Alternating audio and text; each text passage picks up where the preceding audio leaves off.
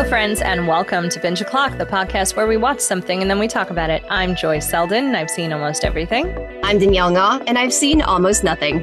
I'm Jill Friedman, and I'm bad at seeing movies, but I've seen a lot of animated series. Bad at movies.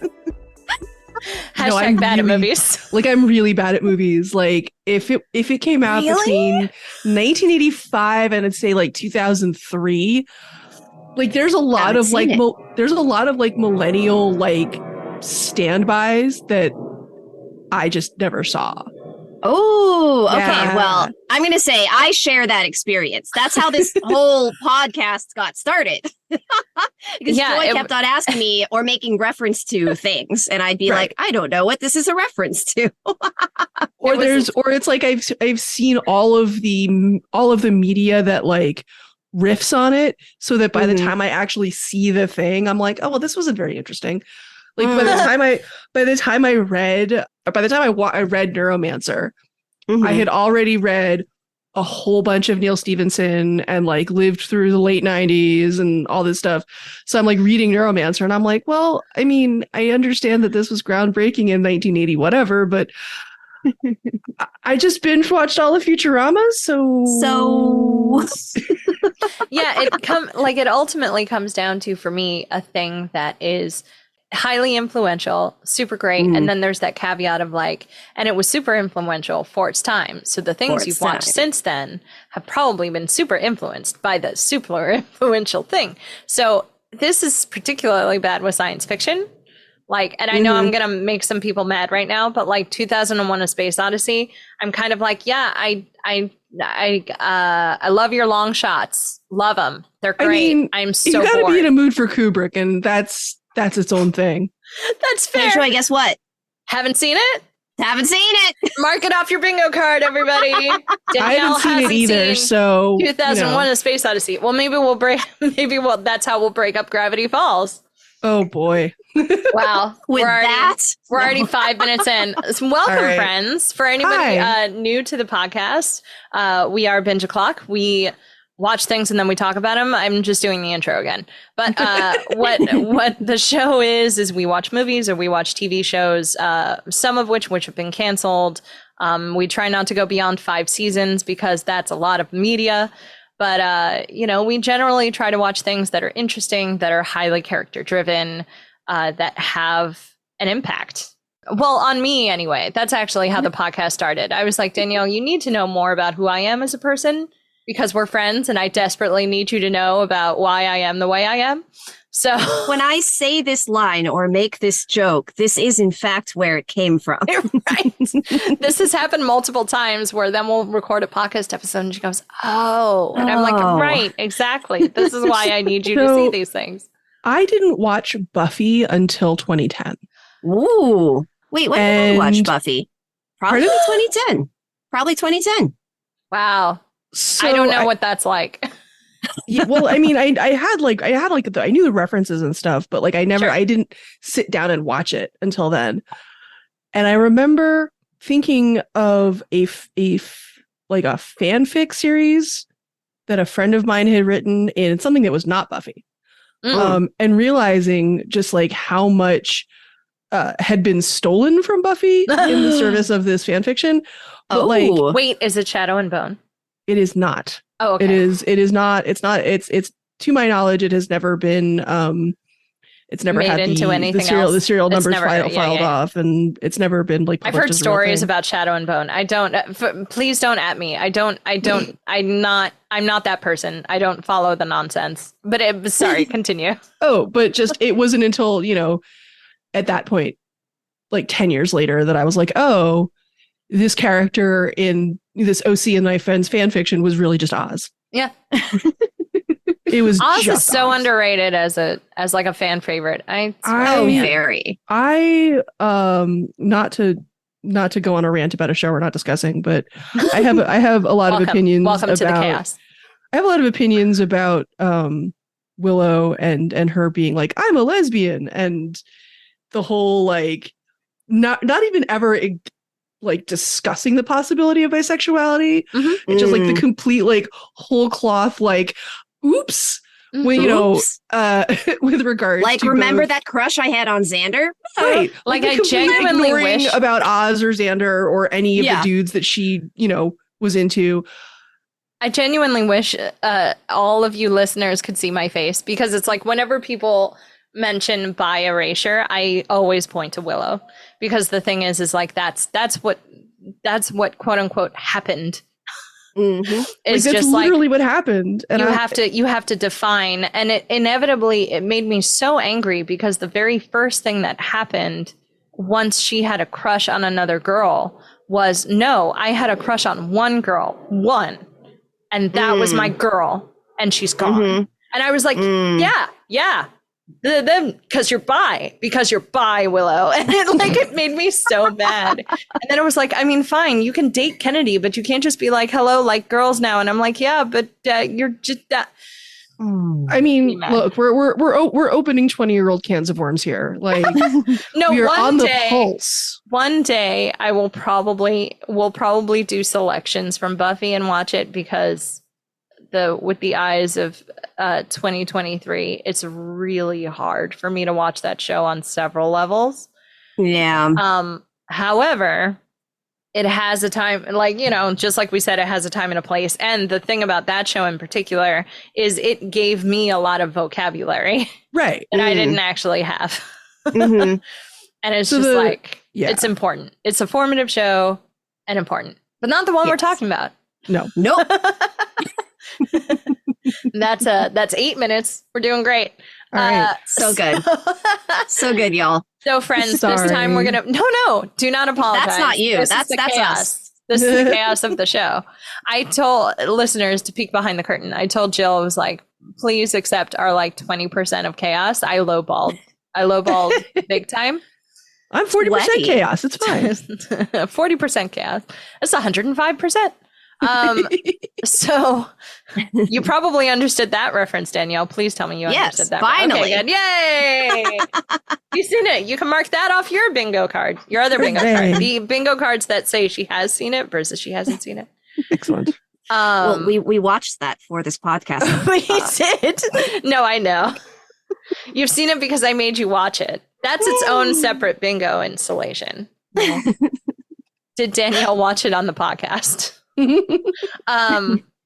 But no, yeah, we are watching Gravity Falls. This episode, we're going to be talking about episodes 1 through 3, which we will get to in just a second. But since it's sort of our pilot episode for season 6, because we can't not make constant pilot episodes, we're just doomed to have pilot shine for the rest of our lives.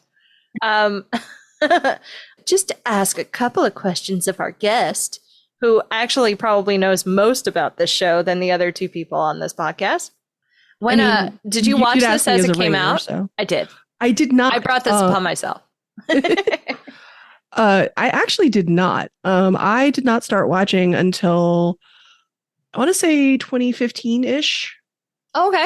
The show had already been when out it was almost it was almost done. I think I got really into it actually between the second, just before the finale, right between.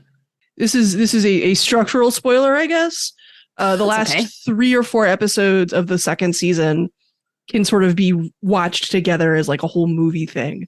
Yeah. And it aired in 3 parts. And I think the first one aired and then the second 2 parts aired a few months later. And I think when I really got into I remember there was a gap, and I remember Gravity Falls fans were going absolutely big mad. Yeah, big mad. Justifiably so. Big feels big mad. But you didn't have to experience the gap because it was during the gap that you discovered the show. Sort of. No, because I think I got into it right before the hiatus. Oh, okay. So when I did watch the finale as it aired, I think that was the one thing that I caught nice in real time. Oh, that's interesting. Yeah. I didn't know that. Well, then what brought you to the show? Actually, it was Nella and Michael. Oh, yeah. They were really big fans. Huge, huge fans. And I started watching it. And then Also, I was just on Tumblr in the mid-aughts, in the mid-tens. Tumblr like it was like if every Tumblr post eventually got a supernatural gif on it, like Gravity Falls was sort of like the runner-up for that.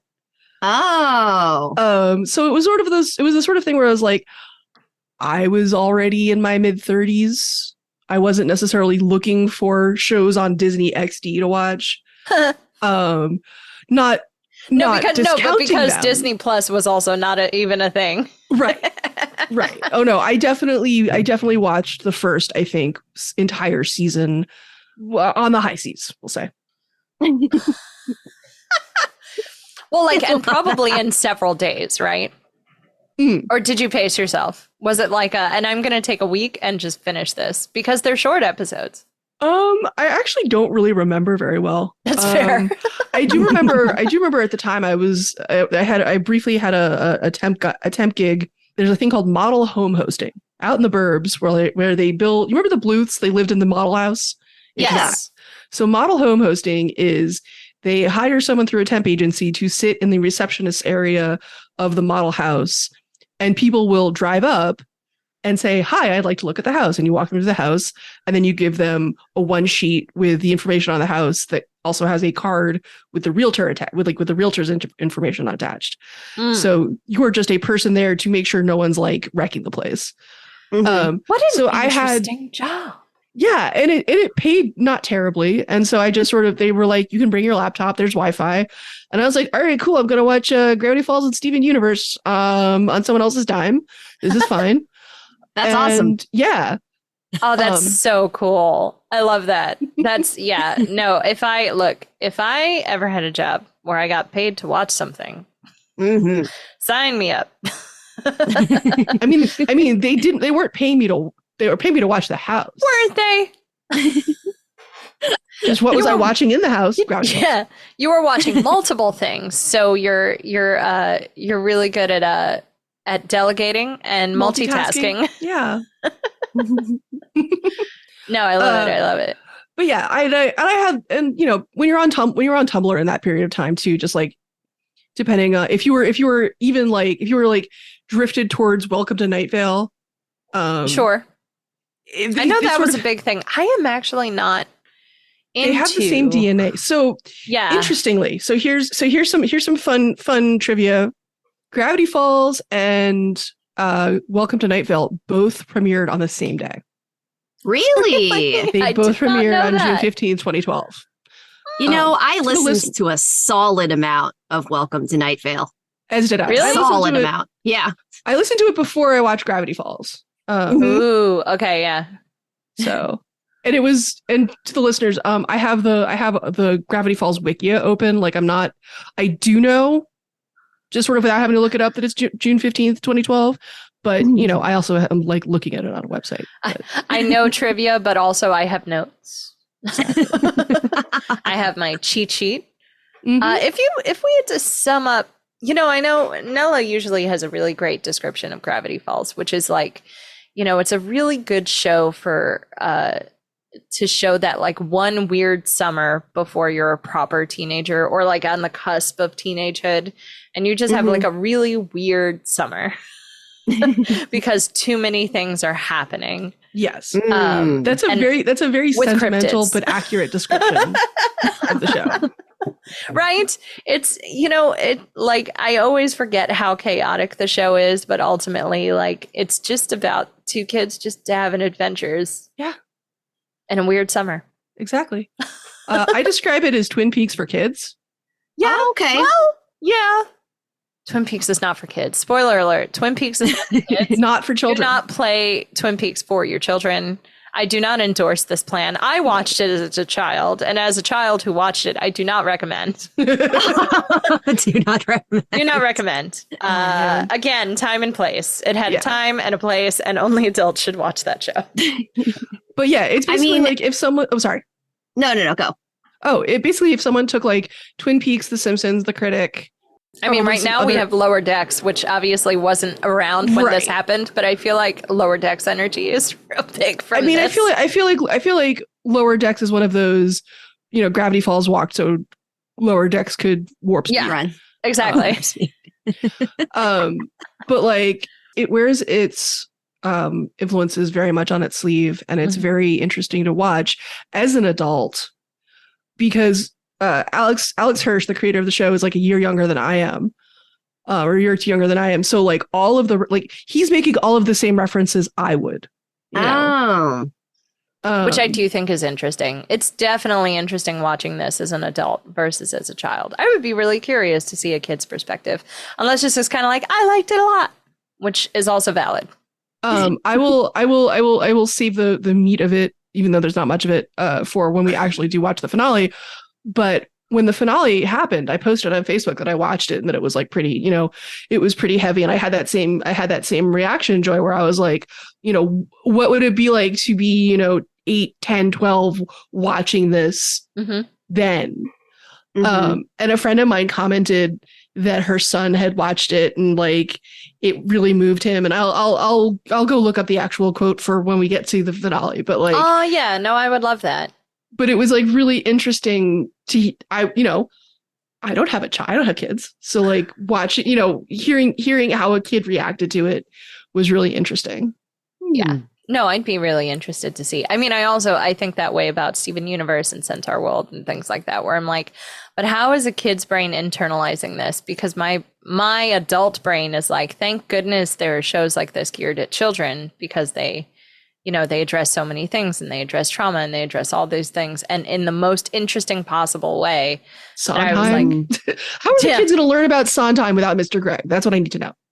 I'm saying, but, but yeah, no, I think I saw all of Gravity Falls, and I think I hinted at this earlier, but I didn't watch it in order.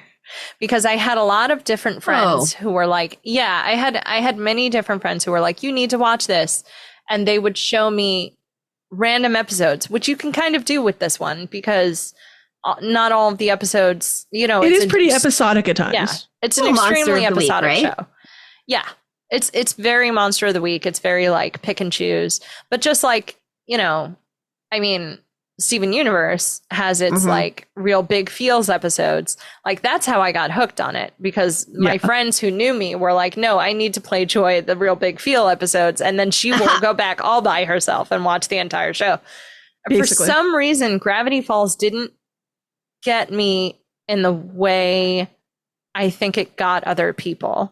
And I don't know if that's like, because they're, like the two main characters are young twins, and maybe like me and my sibling didn't necessarily have that same kind of relationship when we were younger. So it's a little hard, not hard to relate to, but just like I had friends who were also a similar dynamic to Dipper and Mabel.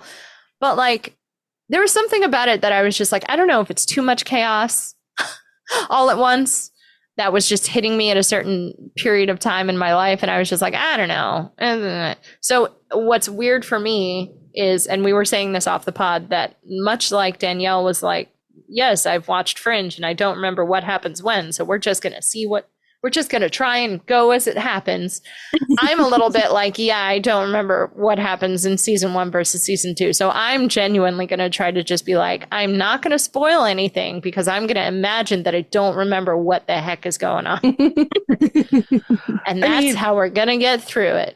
until the meta plot really kicks in. Like that's a perfectly reasonable thing to do, because by and large, there's no, like, it is very episodic and yeah, and it's, we have these episodes. I mean, the first 3 episodes are such perfect ways of showing how good the show is at twists. And the formula for the show really sort of shines as soon as you start watching it, which is great, because that prepares you for the heavier stuff, which happens later, and heavier things do happen. But yeah, right now it's just like kids and their weird summer and their weird Gruckle Stan. For the listeners, if you're gonna have a drinking game, and the drinking game is when Jill reacts to a thing that they can't say because it'll spoil the hell out of everything. But oh gosh, yes, big yeah. Are you just gonna say yeah? Let me think. Whenever they say yeah, Or no, is it just going to be, or is it just going to be wait, let me think of a noise. Or is it just going to be banjo polish? Because if you said banjo polish, I think that would be great. Yes, banjo polish. It's just banjo polish. It's all banjo polish, Joy. Banjo polish all the way down. Banjo polish for days.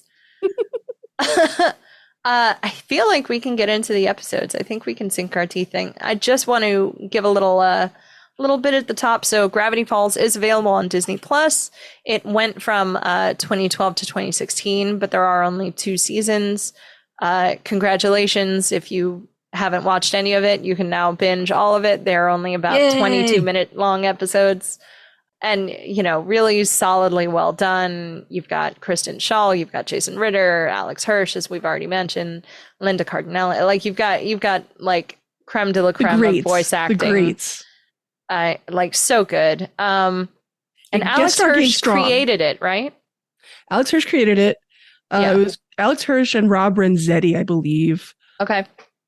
Yeah, I'm seeing a lot of writing credits. So if anyone just wants to hop on the internet and see who directed and wrote it, there's a bunch of names.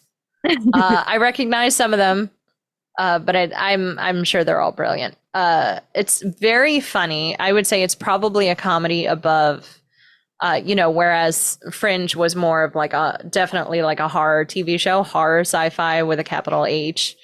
Gravity Falls sci-fi drama. It was drama. It was funny. The drama is muted in Fringe because it doesn't get out of its own way.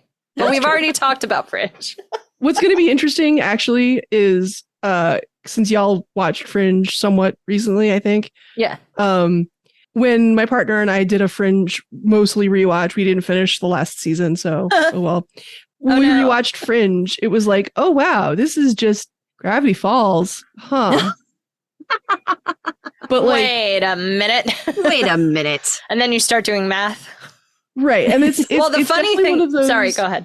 It's definitely one of those, I think, much like Welcome to Night Vale, where it's just sort of, there was just something in the air. There was just something in the zeitgeist that had people writing this particular kind of story. Sure. Mm-hmm. And so that it ended up happening in 2 different places. Well, that's, sometimes it'd be like that.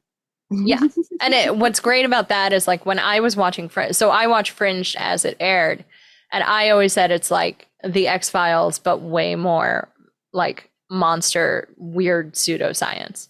Because the X-Files, bless it, definitely tried to err on the side of skeptic and believer. Yeah. Fringe just threw skeptic completely out the window. Yeah. And was just what are those? Fringe just said that the lone gunmen were a little stodgy and conservative in their views. The lone gunmen didn't have snarky comebacks, so they're not invited to our chili cookout. The lone gunmen were too in love with Scully. But we can't talk about the X-Files either, because that is 11 seasons and we're never going to watch it for the podcast. But I don't know, maybe someday. Maybe we'll go through only plot episodes of the X-Files, because talk about a monster of the week. Yeah, you can give me a curated selection of that show to watch. Like how we're only watching the musical episode of Steven Universe. We want to talk about Steven Universe, but we're also just maybe we only watch the musical episode. Maybe that's it. Maybe that's the only one we watch. It's so long. It's too many things. Wait, which is the musical episode? Now I can't tell if you're doing the wedding. It's the wedding. Episode. Oh, the wedding episode is the music episode. The wedding. Wait, I thought you said it's all musical episodes, but the joke is that's just all of them. But that's all of them. Or we just watch the movie. We just watch Steven Universe, the movie. I don't know. We haven't decided yet. But Gravity Falls, it's fine. We're fine. Everyone's fine here. Episode 1, titled Tourist Trapped. Tourist Trapped. What a great first episode. I know we have a lot of jokes about Pilot Shine, but they must have not had a pilot for this one, because I feel like this thing just dropped and hit the ground running. Or if they have a pilot, there actually was a pilot. It was a Flash animation that they ended up completely redoing.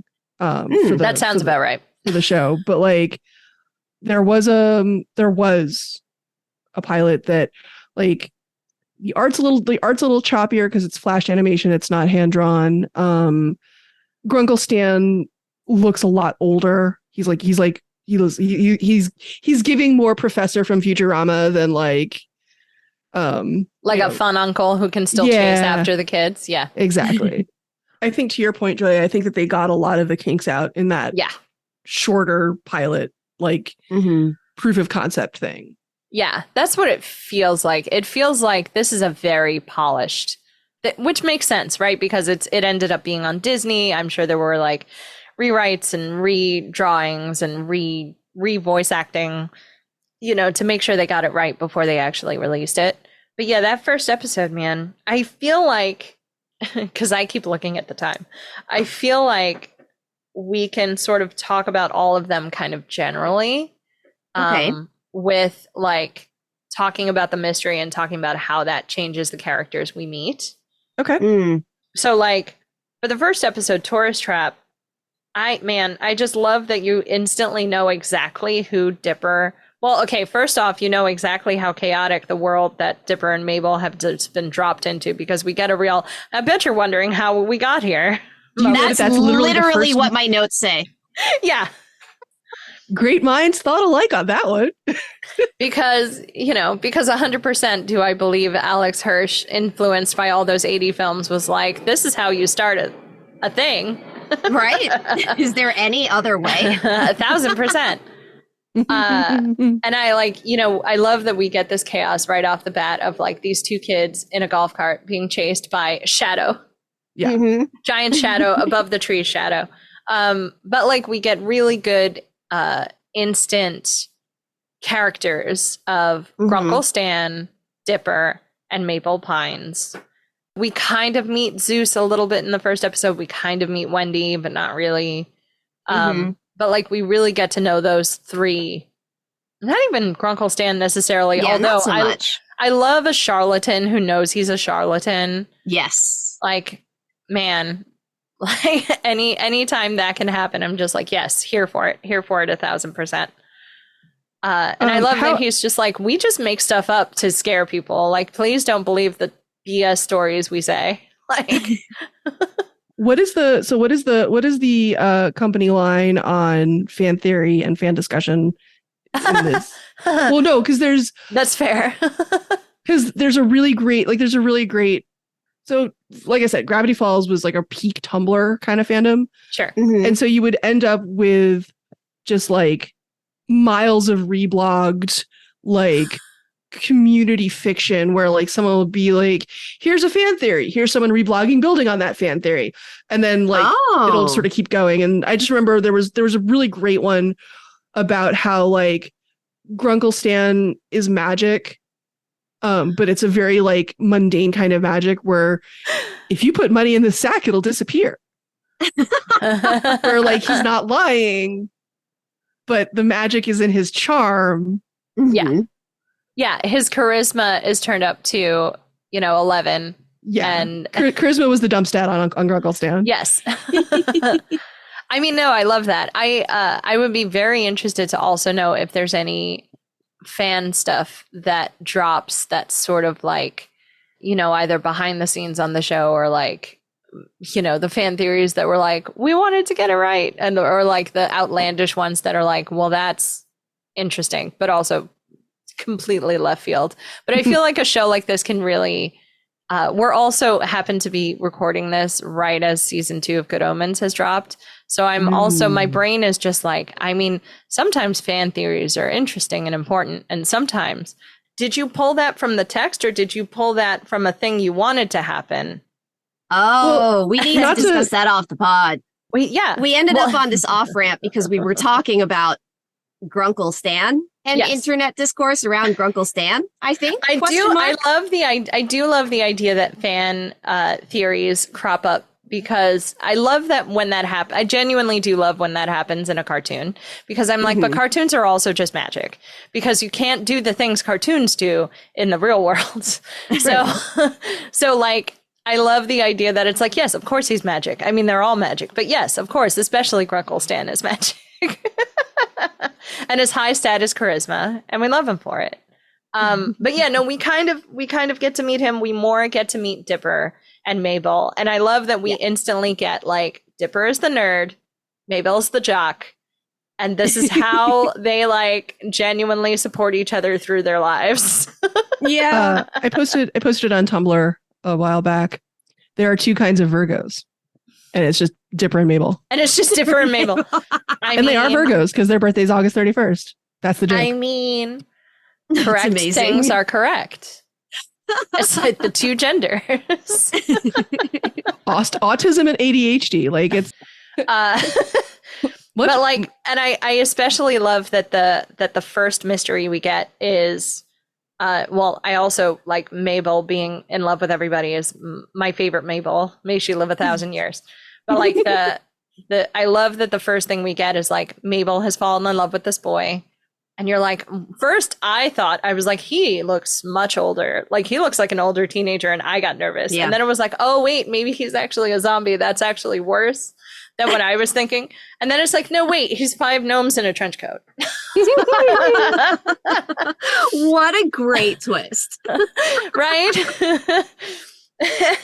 And I remember watching that for the first time and being like, how old is Mabel supposed to be? Because I remember staring at that. I'm like, he is like 2 Mabels tall. So he's what, like 15, 16? She's like 12, 8. 13. 8. No, just kidding. She's not 8. How old are they meant to be? If you had said 8, you're the professional child wrangler on this call. So no, yeah. So and correct me if I'm wrong, Jill, they're supposed to be like 12 or 13, right? They are about to turn 13. They turned 13 at the end of the show. Right. So yeah, they're about to turn 13. So what a great age, like right? Their last summer before they become teenagers. Yes. I love that. I mean, I don't know about y'all, but the summer I turned 13, like, was definitely momentous and not in any like big like meteor thing, but just in terms of like there was relationship stuff. I felt like a person for the first time. You know what I mean? Mm-hmm. Yeah. No, that makes sense. Which sounds weird when I say it, but like, I don't think that sounds no, but that's exactly what it feels like. Like there's this show, there's like Red, Turning Red did that a lot, where it was just like everything means so much when you are a certain age. Everything is very important. Like, and especially those of us who are raised femme.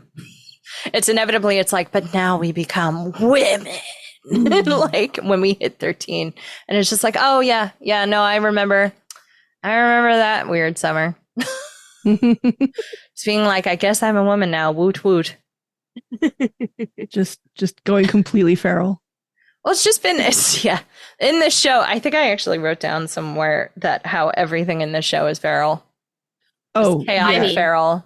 Like, completely. Where is that on the neutral? Like that's not even a square on the board. Like it's off into the northeast quadrant. It's a circle. Exactly. It's a circle that's off the board. Yeah, it's a circle that's off the board. It's a square being trying to put into a round peg, and it just doesn't go. It doesn't go. It's just a Malkavian tampon. That's exactly right. For real. So out of curiosity, because I am the one on this pod who has seen precisely 3 episodes of Gravity Falls, is this the formula that most of the rest of the episodes follow, where it's sort of like setup, monster, will pursue monster, and then it's like twist, monster is not what you expected, and then the final shot is like, but maybe next time, No. So okay. Alex Hirsch is very much he very much imprinted on The Simpsons. Yeah. And so there's a very like Simpsons like structure to the show where, like the first 5 minutes of The Simpsons is a setup for an episode that never happens because something else comes in and completely interrupts that first storyline. Okay. So like with the fishing episode, right? Right. Like they never actually go fishing, but the setup is we're going to go fishing. Precisely. Okay. It's a versatile formula. They don't hold on to it for the entire show, but for these early episodes, it's really good to introduce certain characters this way, I think, and like really get you used to how they react to things and what their motivations are. Like one of my favorite things, and it's kind of a throwaway line that Mabel says of just like, Mabel, he's not one of your conspiracy theories or something, which instantly tells me that Dipper is the kind of person.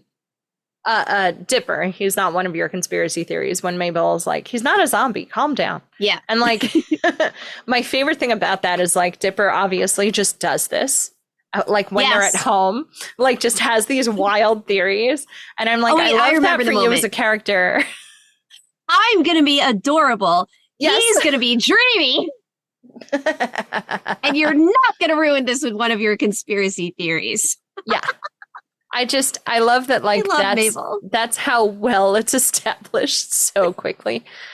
Also, props to Kirsten Shaw for just doing this voice, but also the voice of Louise on Bob's Burgers.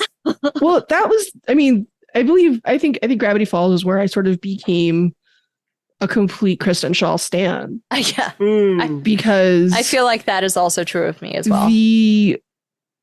While, obviously Louise Belcher and Mabel sound the same, you could play me pieces of dialogue from either show and I could tell you which show it was. Yeah. Because there is so much acting going on in her line reads. Yeah. Because Louise and Mabel, while they would get along, are very, very different people. Yeah. They would probably not be in the same friend group, but if something went down, they would have each other's backs. Yeah. Like, I believe that. I feel like they don't have sleepovers, but also it's just like, if Mabel went to Louise and was like, my brother's missing, Louise would be like, hang on, and like get her backpack and like go help. Completely. Yeah. No, they are. That's very true. I mean, like a 9-year-old and a 12-year-old, like, but like Louise is wild. She'll surprise you. But so we also get this little teaser at the end of that first episode that not everything is what it seems. And we get Grunkle Stan putting in a code into the vending machine, which, by the way, is such a great hidden whatever. Like, give me a bat cave where I have to get in via vending machine. I love that so much. How do you even put more? You know what? It doesn't matter. How do you put more candy in the vending machine? It's a different code. It's a different code, and it opens in the front way, and no one ever has to know. So do you really think that Grunkle Stan just doesn't have a big like out of order sign on that? Because he absolutely does. He does. Don't we even see it? I feel like we see it. Maybe I missed it. I think it's there in later episodes, actually. Okay, I was like, I don't remember seeing it. I think it may show up in the second season when other stuff happens, but other stuff when banjo polish happens. Yeah. I'm going to try and make this a thing all season. It's going to be a real, like, stop trying to make fetch happen. No, you will come up with your own word. And when you come up with your own word, I will use that word. But so, yeah, that brings us to the second episode, The Legend of the Gobblewonker, which I tried to spell that 4 times in my notes and I did not succeed. I think I finally succeeded on the third one, but that I wasn't sure I got it right. Yeah. See, Gobblewonker I got. I did have to hit check the CCs to spell Shmebulok. Yes. Shmebulok. I like that he can only say his own name like a Pokemon. There's a reason for that. And maybe we'll find out. And maybe no, because the medium it's in is not visual. Well, it is visual. Oh no, really? Is it like a comic that's like, this is why? Oh no. Okay. We have a visual aid. Ooh. So this is the special edition that comes with like the black light and the magnifying glass. Hi. Wait, for the pod, Jill is currently holding up a physical version of the journal that Dipper discovers in season 1, episode 1. Yeah. Yes. With the 6-fingered hand and the number 3 on it. And the number 3. So this is the special edition. This came out like a year after basically defictionalization is one of my favorite things, where if there is a book or something, a piece of media and it becomes real and I get to like read it. And So they did that with the third journal, and it was really amazing. And then they said, well, what if we do that again? It's got like blacklight stuff in it, and it's just so good. It's so that's good. So cool. Wait, and so one of the tidbits you find out is why Shmebulok can only say his name? Mm-hmm. Which is what? Ooh. Oh no, or does it banjo polish something else? It's super banjo polish. It is super duper banjo polish. Right. Okay. So we won't talk about it here, but put a pin in that. Yes. Put a pin in it. Danielle's going to find out about that later. I'm going to make a note. I'm making a note. I mean, yeah, because what I'm picking up is that these 3 episodes do a lot of set up for eventual payoff, which for eventual payoff that like yet. We won't go anywhere near. Yeah, for most of the time. Show. We've actually got a bunch of time, Danielle. So just get comfortable. I feel like if you want to throw out some wild theories, like we will neither confirm nor deny, but I would love it if you were just like weird nonsense, because it's like weird nonsense. Here's what I think is behind the snack machine. Yeah. You know what? Like maybe I'll feel a little braver once I'm, let's call it like through season 1. 6 episodes in. 6 episodes in as opposed to 3. I'll say this. 3 episodes. I have since found out that a lot of, so you know how we clown on Lost because Lost like was flying by the seat of its pants and didn't have a plan, and everything just sort of was held together with chewing gum and hope. Yeah. So look, as a writer who writes that way, I both take it personally and also am sitting here like, yes, but this is what editors are for, to help you guide your nonsense. Well, so Gravity Falls did that, but they succeeded. Yeah. Now, the fact that it was only 2 seasons opposed to however many Lost had, that's probably part to do with it. But yeah, fair. There's stuff that's set up, especially in these first 3 episodes. Mm-hmm. Yeah, that comes back. That comes back, but like the thought that it wasn't in the plan, like genuinely shook. Okay, what are the things that are set up? What if Danielle tries to guess? Uh-oh. No, I'm kidding. You're like, no, Danielle, please stop. I mean, you're more than welcome to try. I'm certainly happy to feed into whatever conspiracy nonsense some of them are you start obvious, to have. Right? Snack My machine. favorite part about this is I get to just shut off that part of my brain and go, I don't know, maybe that happens, because I genuinely don't remember. The giant hamster ball comes back. The giant hamster ball is pretty great. It's so funny. I wrote in my notes like human-sized hamster ball, and then I was like, wait, but she's a kid. No, but she's still human. And I like scripted out and rewrote it like 4 times. And I don't know why I did that. I don't know why my brain is like this. Yeah. But yeah, so we get into the legend of the Gobblewonker, which is a Loch Ness Monster style cryptid that is terrorizing old man McGucket, whose son, what is his son's name? Do we know Tate. His son's name? Tate. Because I was trying to figure it out. I was like, oh wait, I forgot that his son like works as a park ranger. I can't remember if we know. I don't think we know Tate's name at this point. We do learn it much later. We just know he calls old man McGucket dad. It's like all. But I love that the twist here is that the kids were the monster the whole time. No, is that we'll get there. I mean, it's like a little bit that, but also a little bit like, if it weren't for you pesky kids. I know. It's a very Scooby-Doo style mystery because old man McGucket is actually inside a giant Loch Ness Monster style mech, where we also get to find out that he just builds mechs because that's just what he does when he doesn't know how to control his emotions. Some people build giant mecha to cope. And we're not it's judging just part them. of his process. We're not judging. Well, actually, that is his emotional support mech. We are judging them when it starts to hurt people. He was like, and it destroyed downtown. And I was like, old man McGucket. Come on, buddy. You can't destroy downtown. But so he has his own little like just projector inside the Loch Ness Monster, which I think is so funny. Dipper has brought 1 million cameras with him, which I love the camera bit. I love the camera bit. Just absolute S tier. Just because that's the kind of attention to detail that's so good, because Dipper is exactly the kind of 13-year-old boy that would have thought that through. Yeah. Yes. And what is the 17 cameras? Yeah. But 16 cameras. Which becomes 12 in like 3 seconds. 14, like Mabel 13. and Zeus are just beautiful chaos monsters, and they basically get rid of almost every single camera he has, except I do love that somewhere in the middle of that he also somehow manages to also smash a camera. Right. And I'm like, bless. And one under his hat. One under his hat. My favorite is the moment where we turn towards Zeus, and Zeus is literally chucking cameras at the monster. Just dumping them right into the water. Okay, buddy, I got one more. But then, of course, that's sibling energy, right? Mabel comes through. You want me to throw the other ones out? Okay.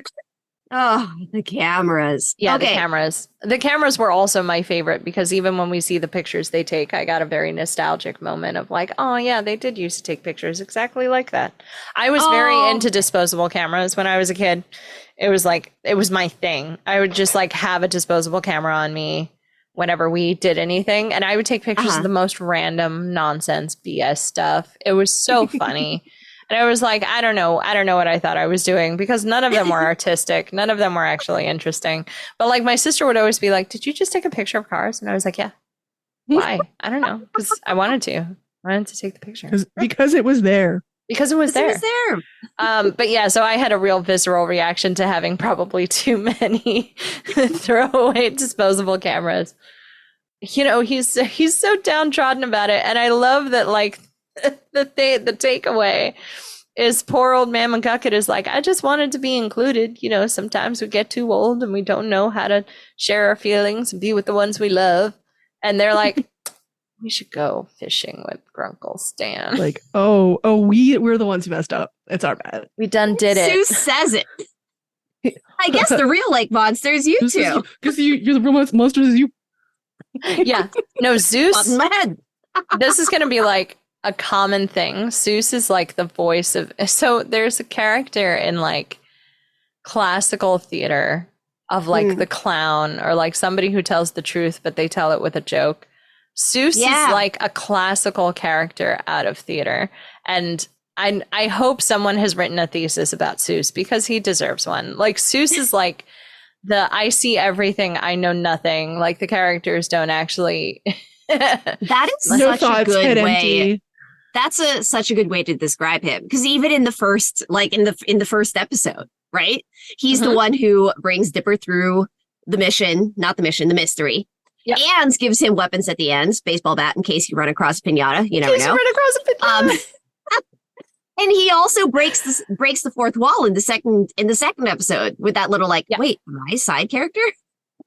Yeah. No, I love Zeus so much. If my favorite characters weren't already essentially Dipper and Mabel.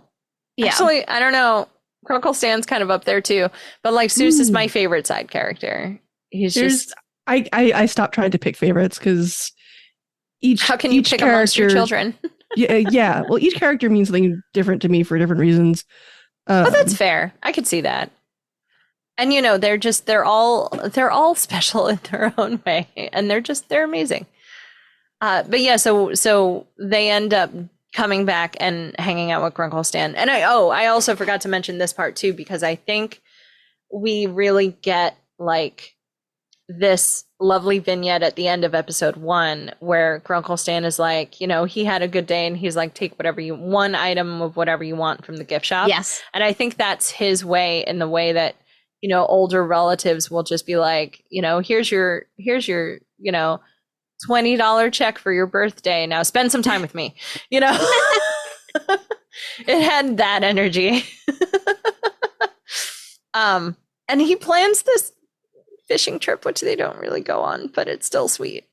It ends in a very sweet afternoon place. Together. Yeah, it's just, it ends in a very sweet place. And I also love that Grunkle Stan is also just grumpy about it. Like, you know, like he doesn't instantly forgive them, which I think is a really important trait to remember for Grunkle Stan. Then he's just kind of like, no, you have to earn my forgiveness. Right. And everything costs something, kids. Yes. Oh no, it's a very like all magic comes with a price kind of thing. Where's that fic? Someone should write a fic of all magic comes with a price for Grunkle Stan and Once Upon a Time. I've almost certainly read fics of that nature. I 1000% believe Grunkle Stan is just a character from Once Upon a Time. Has Danielle seen it? Danielle's not seen it. No, Danielle's not seen it. Look, he is a Disney character. He is a Disney character. Yeah, he's already there. Very true. Oh man, we could have had Dipper and Mabel and Grunkle Stan. They weren't really a thing. It's okay. Don't worry. Once Upon a Time would have ruined it. I don't want them to have that experience. We could have had cryptids. Don't you want to see Snow White battling a Loch Ness monster? No. Danielle, close your ears for a second, or take out your earbuds. I don't know. I was gonna say where I jumped off of Once Upon a Time, but I don't want to spoil it for. Oh, you know what? I'm not gonna mind a Once Upon a Time spoiler. Okay. I jumped off when we found out that Mr. Gold was Peter Pan's son. Yeah. Like when that happened, the Peter Pan season was kind of weird. Like when that happened, I was like, all right, I'm good. I'm done. Nothing, everybody, but I'm out. Nothing makes me, and sorry, listeners, I know we're kind of talking about everything. I promise eventually we'll talk about the show. But like one of my favorite things about that season is, like Rumpelstiltskin, who is the big bad for the entire show. And I mean the entire show. He's the big bad in literally every Disney movie that they bring up until that point. And so then it's like somebody mentions Peter Pan and he's just like afraid of him. And my brain went, why are you afraid? Like my whole character brain just shifted, and I was like, "This is like telling me that the boogeyman, it's like afraid of something." And it's like, well, I never want to be in the same room as that thing. I mean, it was tremendous showing, not telling. Yeah. The reveal was still weird and kitschy. Although the part of me that's like absentee fathers are like Peter Pan. And I was just like, I see what you did there and I appreciate it. Because Peter Pan didn't care about his son because he literally just wanted to be a child for eternity. And I was like, no, makes perfect sense. I feel like there is a world in which that reveal happened and I was like, okay, and wrote it out. But we do not live in that world. I also think one last point about Once Upon a Time, because we have to move on. But I do think Once Upon a Time sat on its laurels a lot more with, these stories and the things we've said about these stories and just sort of accepted that the audience would make sweeping nonsense about them. And I'm like, but that's not good storytelling. This is why after like season 3 or 4, it's just like, what just happened? What? You can't bring in a new fairy tale every single episode. You're not that monster of the week. You are a soap opera. Be a soap opera. It just sort of got to a point where I was like, you're not even internally consistent with your world. You're not even trying. Like I am here to ride a ride. I am here to like present me the most like wild scenario. I'm into it. But you gotta be internally consistent, or otherwise we're just gonna be like, oh, never mind, bye. Yeah, my favorite inconsistency is when Cinderella totally forgot she had one child already. She literally forgot her first child. She's just a whoosh. Like there's a whole scene where she's like Targaryen. Like yeah, there's a whole scene where she's just like, when I had so and so, and I'm like, are we forgetting your first daughter, Alex? What? What just happened? What just happened? I know mom brain is a thing, but girl, there's a whole child. She just forgot a whole child. Anyway, third episode. Headhunters. This is one of my like top 5 early episodes, probably even top 3 early episodes of Gravity Falls. So you know how Fringe has that thing where it's like, and then one thing happens and then everything completely changes.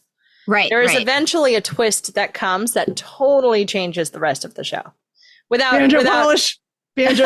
No, I know. We're not talking about it. We're not actually talking about it. But I'm just trying to explain to Danielle that like these early episodes are very different from what happens after the thing. Like, okay, these episodes are one way, the thing happens, and then it's like, oh, okay, wait a minute. Both in Headhunters and Gobblewonker, a lot of stuff that happens that feels like throwaway joke in those episodes specifically. You come to later find out is the most heartbreaking thing you've ever heard or seen. Oh, no. Okay. And that is all I will say. I will stop myself there. But like, you go back and rewatch it and you're like, oh no. Oh no. Okay. All right. Yeah. And so of these early episodes, before the thing happens, Headhunters is like easily one of my favorite episodes. And I don't know why. I don't know if it's because like I love the artistic nature of Mabel, that she literally just makes a wax figure having zero like wax figures are not I'm just going to chisel this out of wax, first of all. Right. But like the thing she does with this, and it's a perfect replica of Stan. And I'm just like, I glitter. I love it. I love it so hard. And it's just like that happens. And I'm just like, Mabel is extremely underappreciated. And I appreciate her. There's a whole tag on AO3, The Power of Mabel, and it's wonderful. Yeah. I love Power that. of Mabel. That I am actually familiar with. Yeah. Because I will AO3, not Tumblr. Although there is a Tumblr. Oh, sorry. Yeah. Well, I'm sure now there's a tag on Tumblr because it was on AO3. But like, I can't tumble because I will like, how some people play a video game and then they forget to eat. Oh, no, yeah. I understand. That will just like be me. You got to get up once in a while, Danielle. Why are my legs asleep? Why are they asleep? But yeah, no, I will eat, breathe, sleep, Tumblr. And then before you know it, it will be like, is Joy okay? She stepped away from the computer in the last 14 hours. A while. I haven't seen her in a while. I just keep hearing, taps and clicks. The occasional geschrei. Yeah. I love that, like, Abraham Lincoln is just not there. I don't know why. There's a part of me that's just like, you could have had Abraham Lincoln, but instead you had Sherlock. And I feel like this show. Sherlock. Say you and Sherlock Holmes. It's perfect. Just I was really enjoying rewatching that last night. Just John Oliver's line reads in that are just. Oh no, I know. Yeah, John Oliver and Sherlock. S-tier. Just so damn good. Like, and I love that they got Coolio for Coolio, and that they got Larry King for Larry King. Actually, Coolio. It's actually Larry King. Just like it's amazing. Chef's I would like to be a fly on the wall of Coolio recording his like ow ow ow ow. Because I just imagine them trying to describe, because with actually, Jill, maybe you can speak to this. With voice acting, there's always a part in the voice acting thing where it's like, okay, just record a bunch of sounds that maybe we use in the show, right? Of like you get punched, or you get kicked, or like you're falling down some stairs, or like some et cetera, right? You miss a step and you go like yeah, exactly. And I imagine like Coolio trying to say all these things. Well, if you'll remember, he voiced Kwanzaa in Futurama. Yes, he had. No, he had some VO VA credits before he tackled this, which I also really appreciate. I appreciate that it wasn't just like hip hop to this, because I feel like that helped. Yeah. I don't know. There's something about the murder mystery and then interviewing all the people in the town. And what a great way to introduce us to the people in the town. To the people in the town. So good. Also, We Don't Serve Minors is still one of the funniest jokes ever. Yeah. I know it's coming every time, and every time it just destroys me. It's so good. My other favorite line from this episode is, and now a word from our very own Mabel Angelo. It's Mabel. It's Mabel. Love it. Don't get her name wrong. She's Mabel. She's fine. I also love that Grunkle Stan has smoke bombs. Yes. Look, that is a man. He's got a history, okay? I know. He's seen some stuff. He's seen some stuff. County jail was cold. So cold. Jail was so cold. And I just, I love that the wait, what was the twist in this one? Did we get a twist? Well, the twist is that it was the wax. It was the wax figures, and it was never someone in town. Right. Yeah. Right. No, that was like the we twist. thought it would be someone in town. There are a lot of twists in all these episodes, listeners. They come out of nowhere. Sometimes I'm expecting them at the end. Sometimes they happen in the third act. Sometimes they happen immediately. And I think that the other sort of twist is that these are very murderous wax figures. Very cursed, it's not very murderous. It's not like they were jealous of the Grunkle Stan wax figure getting all the attention and tried to kill the wax figure. It's like, oh no, they wanted to kill Grunkle Stan. They're very murdery. Very murdery, cursed wax figures. Very scary. They knew what they were here for, and they did their job well. Although I do love that they waited as long as they waited to try and kill Grunkle Stan, which 10 years we've been waiting. Well, they were like wallpapered into. No, I know closet. they were walled that's into a thing. Kind of horrifying, right? Like on some level. Yeah, these sentient creatures. Yes, that you went from having what is it that comes to life once a month? Life, whenever the moon waxes, is that once a month? Yeah, so they come to life once a month over a 10-year course. Wouldn't it be half the month? Yeah, because it wanes and then it waxes and half the month. Yeah. So they're alive a lot.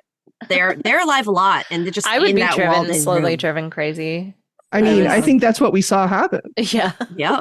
Very bad. Very scary. So I feel like we've come around to one more things. Jill, on our show, if there's one more thing you could talk about, this is your chance of if we didn't really talk about it in the show. I know there's a lot of banjo polish, but I can start if you want to take a look at your notes and find something. Just to be clear, no pressure. I am absolutely the worst at one more things, and usually we always have one more two more things. Are first of all, it's okay to have one more things. Right. And second of all, my one more things are often I noticed a food on the screen and I wondered what it was. It can. My one more thing is probably my artistic crush on Brad Breek, who did the theme song and did all the music. If you weren't gonna mention the theme song was actually my one more thing, because in my notes, the second bullet point after "you might be wondering how I got here" is amazing title music. It's just so beautiful.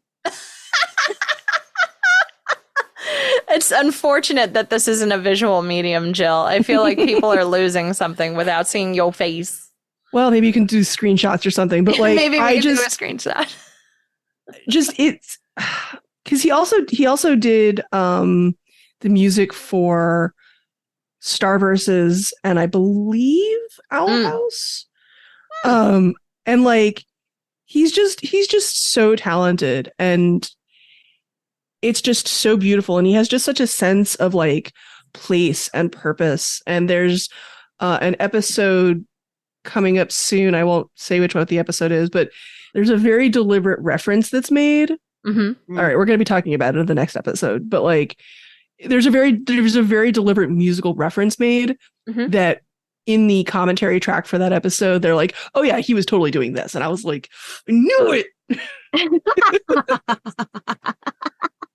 No, that's always extremely rewarding when you think a thing and then the showrunners, I'm a huge person of give me all the behind the scenes content. I want to know all the things, because my brain is instantly going no, I need you to either confirm or deny if my bingo card is right, if I have a bingo, because I feel like I have a bingo. I mean, I sent you that video that I did a couple years ago where I don't think you watched it yet, Danielle, because it's just spoilers wall to wall, but it is spoiler. I haven't shared it with you specifically because it's got a lot of spoilers in it. Okay, we'll not watch. But file away for later. If this one particular album was not being played on heavy rotation in the writer's room when they were writing the second season, I will be stunned. Yeah. Okay. We'll get to it. I promise. We'll get to it. Spoilers. So much banjo polish. Just the shiniest banjos. They're shiny. Their twang is perfect. Mm-hmm. Okay, Danielle, do you have one or do you want me to go? I have a really silly one because I was going to mention title music if it hadn't been mentioned, and I'm glad it was because it is fantastic. Yeah. And my silly one is that I immediately glommed onto Mabel because how do you not immediately glom onto Mabel, right? Just like Chaos as Queen. A character.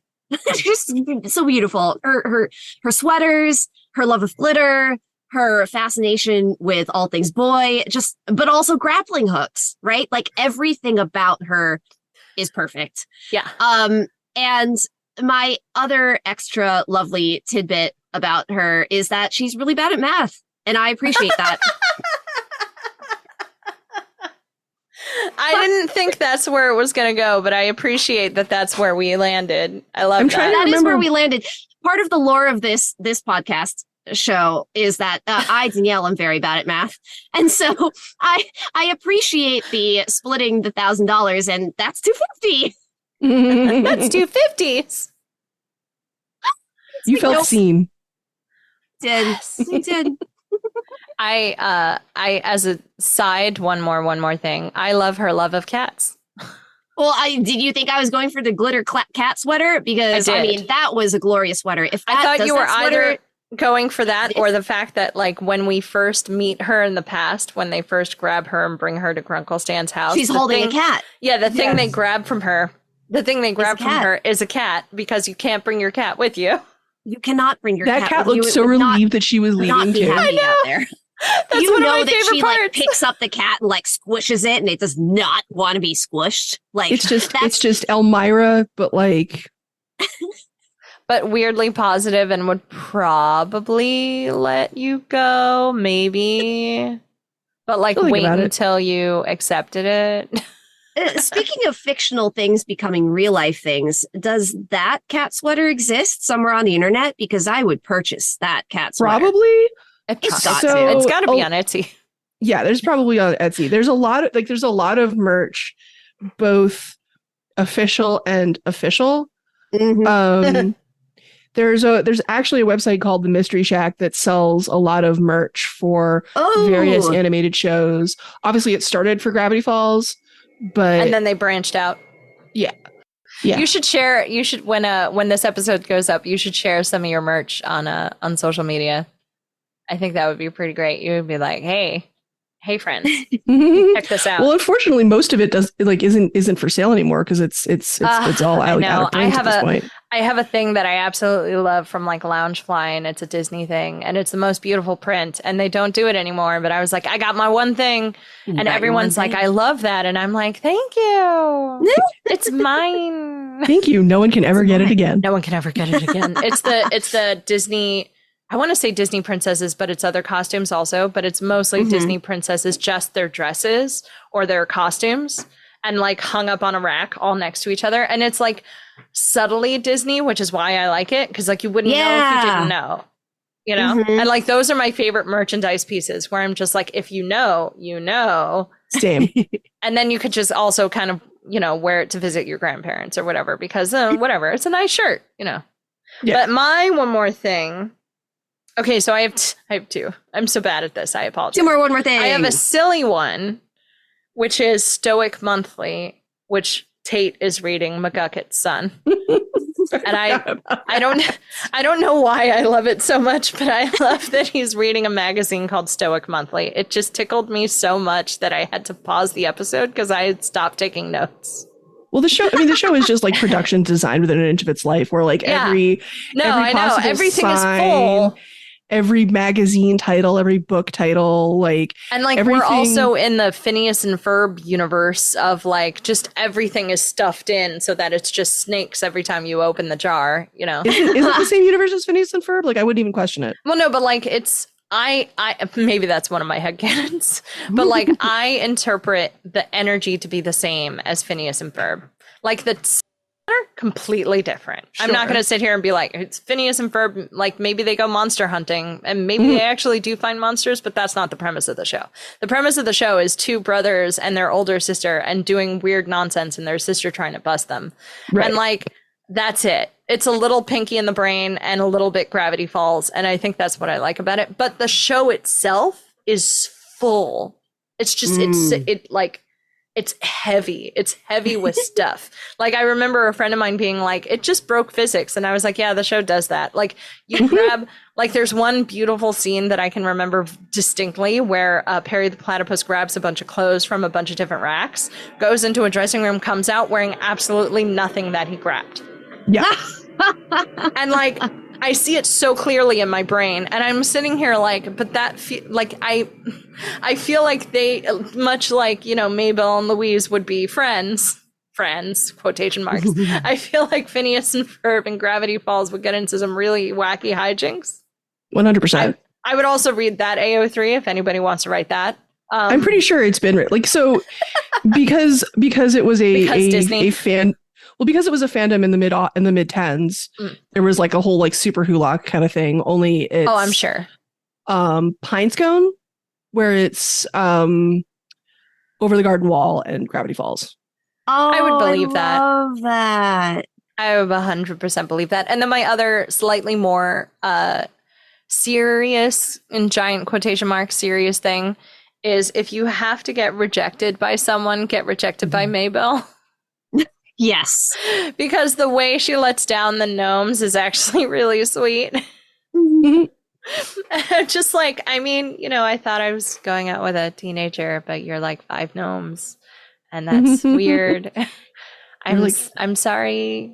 I don't think this is going to work. And then they try to kidnap her to be their queen. But like, before just that. the way he says, keep an open mind. Like. No, the gnomes themselves are also should have all by themselves and one more thing. Like, I love the gnomes to pieces. It's very good. It's all very good. I highly recommend watching Gravity Falls. For the first 3 episodes that you've seen, Danielle, would you recommend watching more? Had we not been talking about it for the pod? Yeah, totally. I would definitely keep on watching. I mean, like, even though I haven't gotten to any major plot or any major narrative, right? Mm-hmm. Like, it's fun enough and bite-sized enough that it's so easy to keep going. And then I assume at some point you hit the thing and it's like, oh, this is a really good TV show. You know, not that it isn't already, right? No, it has a very, it also has a little bit of that Avatar The Last Airbender where it's kid show until point, and then you're like, oh, I don't think that's a kid show anymore. Yeah. Not that kids can't watch it, like Twin Peaks. Just don't let your kids watch Twin Peaks. But it's more like these are more universal things that happen and feelings and emotions. Mm-hmm. And it's just like, oh, okay, now it's like kids show that is geared towards children, but then it's like something everyone can relate to, which is a thing I really like about this and a bunch of other media that kids are currently watching these days. I'm so happy. If I had these when I was a kid, oh my God, I might be a completely different person.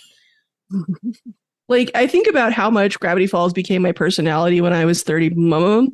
And I shuddered to think what it would have been like if I was 13 when this show aired. I mean, anyone who knows Buffy and knows the way I speak understands exactly how that would go. Because I don't think I've ever stopped speaking in Whedonisms, and it's a really hard thing to try to stop speaking in them because they're just part of my DNA now, I think. But yeah, had I seen like, you know, this show or even Avatar The Last Airbender or like Centaur World or Steven Universe when I was younger, I just feel like I would have handled things a little differently, I think, as I was growing up. And I appreciate that kids have this stepping stone. And even if they don't get it, that's fine. Like, you don't have to get it right away. And you can always go back to the media and really enjoy it. There's an emotional intelligence in a lot of the children's shows these days that just was not really there when we were growing up. Like, it was there to some degree, but it was very much a very special episode kind of thing. Right. They were called out specifically. Right. So if you remember the episode of Tiny Toon Adventures where Babs Bunny like freaks out and runs away to Go-Go World. Yeah, I do, like, actually. I mean, I think if you're an elder millennial, especially if you're AFAB, former gifted kid, ADHD, autism, whatever, especially if you were, again, AFAB, Babs Bunny was our Mabel. Yeah. But that was only that one episode. Just the one. Just the one.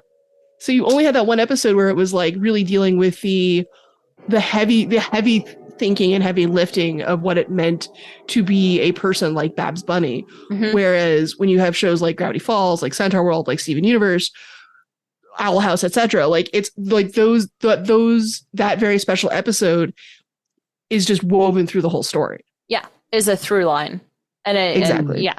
And it's not just like no one, I mean, I think I don't know if it's a perfect example, but I guess we'll leave everyone on this, which is maybe a weird example. I don't know. You're welcome. I'm on a Disney kick and here we are. Anyone who watched the original DuckTales from the 80s to the 2017 DuckTales, there is stark differences in how that show carries itself and the writing of that show and how each character is actually different. Mm-hmm. And because in the 80s and 90s, there was a lot of like reliance on the child to create their own stories within a thing. So a lot of characters were very similar to a lot of other characters. And I was just like, but what if they just had their own wants and needs like people? And that's literally DuckTales 2017. Like Huey, Dewey, and Louie are individual, fully realized characters. And I'm like, who knew? Who knew that we could have that? They're all brothers, they're triplets, and yet they're different people. Shocking. No, I really loved the 2017 DuckTales.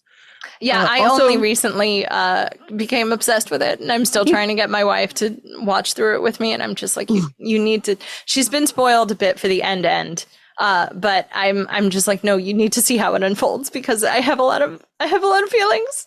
Like that's another show I want to go back and rewatch, knowing what we know by the end. Yeah, maybe we'll watch that for the pod, Danielle. You haven't seen it, or you have seen it? You have not seen it. Yay! It's on the list. Haven't seen the original either. Don't know whether that's a prereq, but you don't need to see the original. It's more like those of us who grew up watching the original.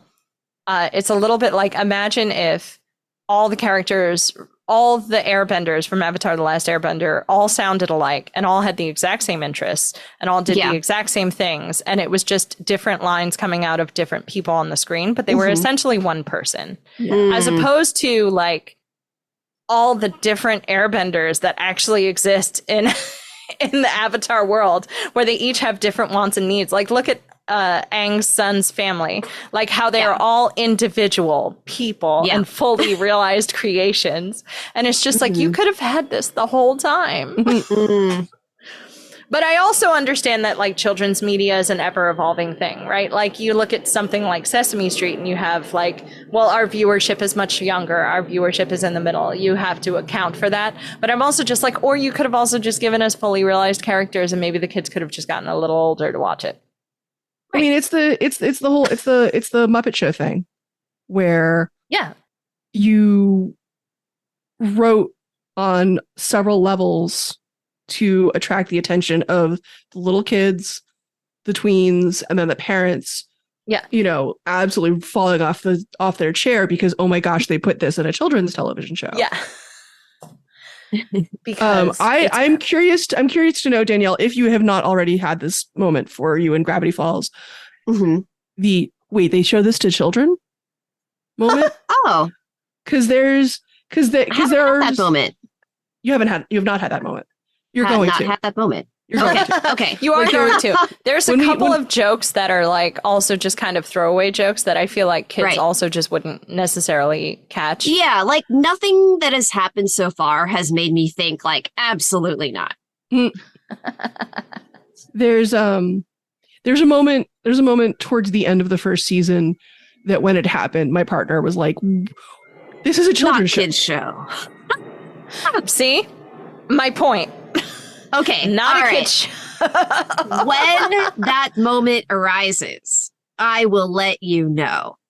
I love that I'm making notes of like when it's going to be a ticking clock. in my brain, I think those will be two different moments. One of them will be the moment where I say a kid who's like 7 or 8 can't watch this. And one of them will be the moment where I'm like a kid who's 12 or 13 can't watch this.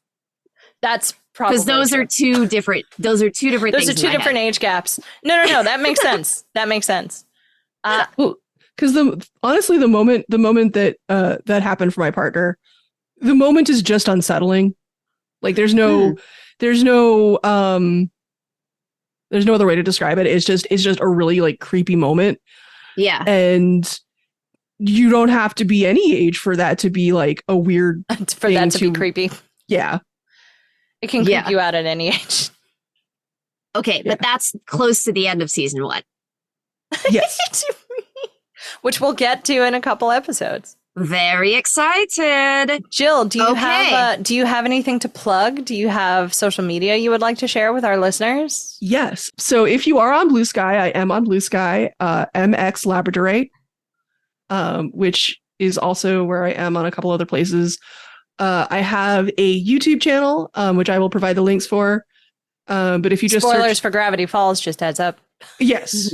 There are two videos on my YouTube channel that if you are new to Gravity Falls, please do not watch these videos because they will ruin the whole story for you. One is a fan vid and one is a thing that I call Tin Hat Theater, where I basically have a like headcanon, fan theory, whatever, that like is kind of outlandish. Maybe we should all go on that show and talk about Good Omens.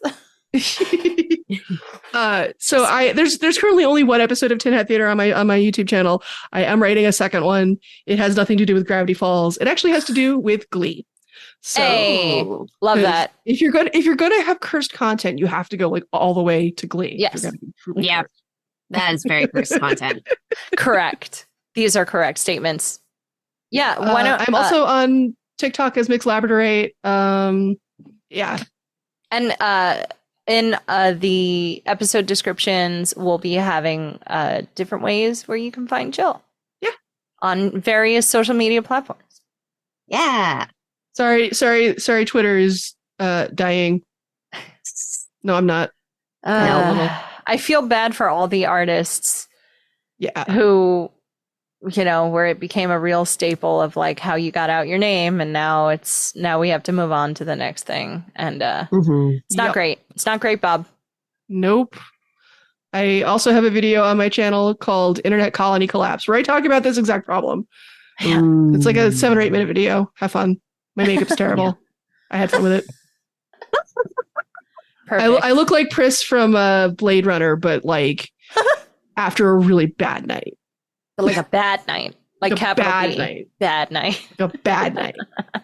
This android did not dream of electric sheep, I'll tell you what. I love that so much. Okay, so noted. Ooh, I have seen that one. Well, I've seen that one. Okay, we're gonna end on that. Danielle has seen that one. Now, if you're looking for us, you can check us out at Binge O'Clock Pod on Twitter and Facebook, where you can answer the question, if you could date a cryptid, what cryptid would you choose? You can also email us at bingeoclockpod@gmail.com. And don't forget, we have a Patreon. Find us at patreon.com/BachPod. That's right. And tell your friends, tell your family, tell your loved ones, tell the live lobsters in your life about Binge O'Clock, and we will see you next time. I love that you wave. It's visual media, Jill.